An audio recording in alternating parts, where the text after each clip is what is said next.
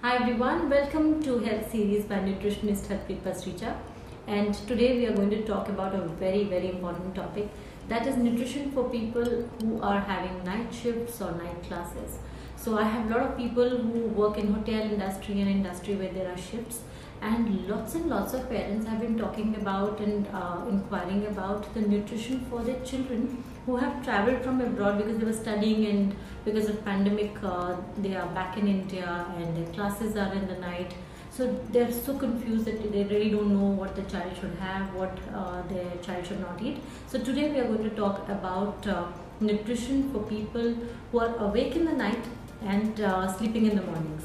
So my first very important tip here is that make sure that you don't have three major meals and three smaller meals. Usually what do?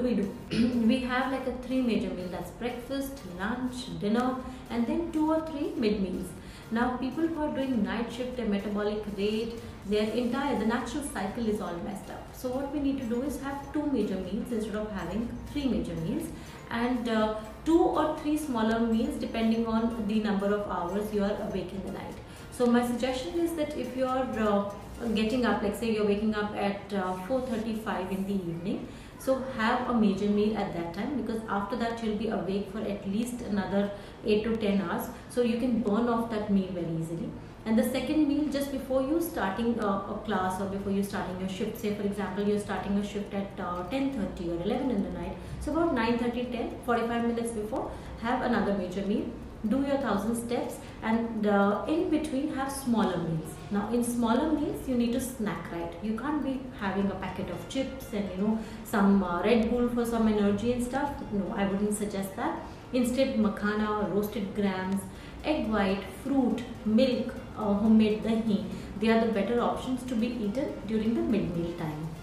So my second tip here is, just before sleeping, say for example you finished your shift or a class at 4:35 and you're going to bed by 6 or 7 a.m., don't have major meal and sleep. I have a lot of people who say that I had two parathas or I've had a bowl of poha and now I'm going to sleep.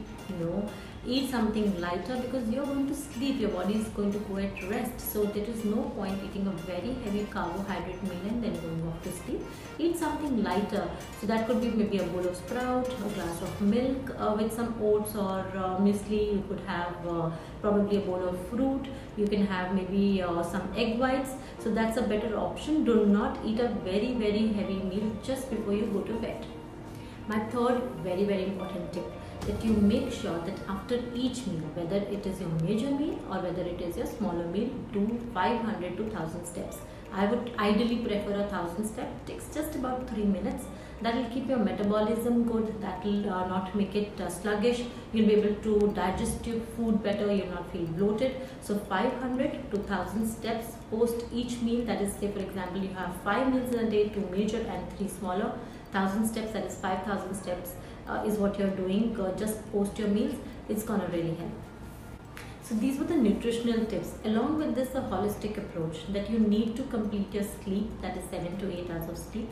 Hydration, 10 to 12 glasses of water, very important to do. And exercise, make sure that you take out some time for your exercise. Even 20 minutes a day is good enough, but do exercise. So these are my tips for all those who are working in the night, and in case you have more questions or you want a personalized diet plan for yourself, you feel free to put it in the comment box.